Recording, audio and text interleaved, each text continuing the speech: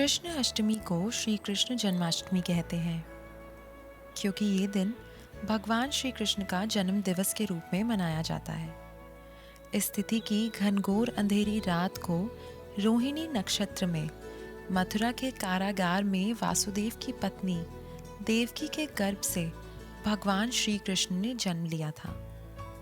ये तिथि उसी शुभ घड़ी की याद दिलाती है और सारे देश में बड़ी धूमधाम से मनाई जाती है। जन्माष्टमी के दिन भगवान श्री कृष्ण की जन्म से संबंधी कथाएं भी सुनते सुनाते हैं, जो कुछ इस प्रकार है।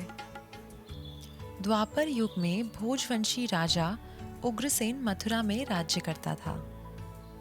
उसके पुत्र कंस ने उसे गद्दी से उतार दिया और स्वयं मथुरा का राजा बन बैठा। कंस की एक बहन देवकी थी, जिसका विवाह वसुदेव नामक यदुवंशी सरदार से हुआ था। एक समय कंस अपनी बहन देवकी को उसके ससुराल पहुंचाने जा रहा था। तभी रास्ते में आकाशवाणी हुई, कंस, जिस देवकी को तू बड़े प्रेम से ले जा रहा है, उसी में तेरा काल बसता है। इसी के गर्भ से पैदा हुआ 8वां बालक तेरा वध करेगा। ये सुनकर कंस वासुदेव को मारने के लिए दौड़ा।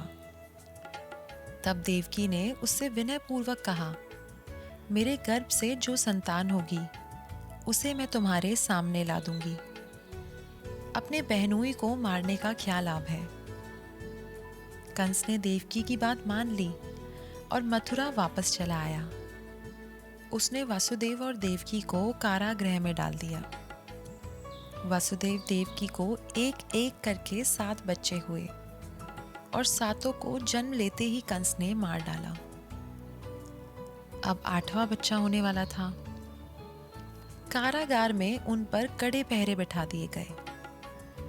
उसी समय नंद की पत्नी यशोदा को भी बच्चा होने वाला था। उन्होंने वसुदेव देवकी की दुखी जीवन को देख 8वें बच्चे की रक्षा का उपाय रचा। जिस समय वसुदेव देवकी का पुत्र पैदा हुआ, उसी समय संयोग से यशोदा के गर्भ से एक कन्या का जन्म हुआ, जो और कुछ नहीं, सिर्फ माया थी।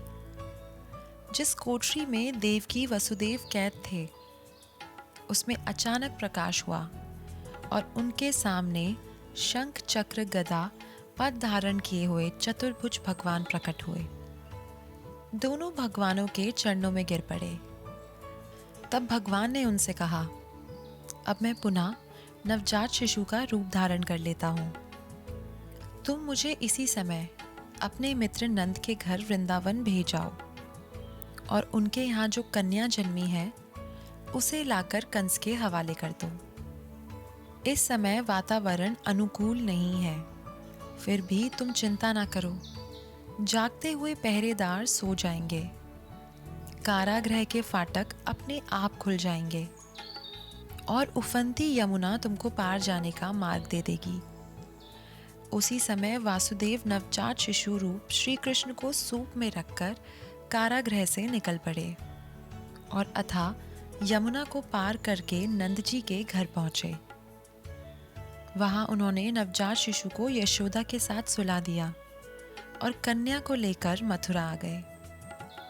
कारागृह के फाटक फिर से बंद हो गए। अब कंस को सूचना मिली कि वासुदेव देवकी को बच्चा पैदा हुआ है।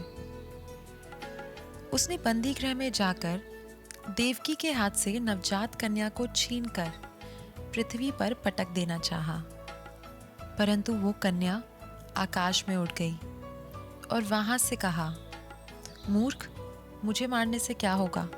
तुझे मारने वाला तो वृंदावन पहुंच चुका है। वो जल्द ही तुझे तेरे पापों का दंड देगा। ये है श्री कृष्ण की जन्म कथा। Happy Janmashtami to all.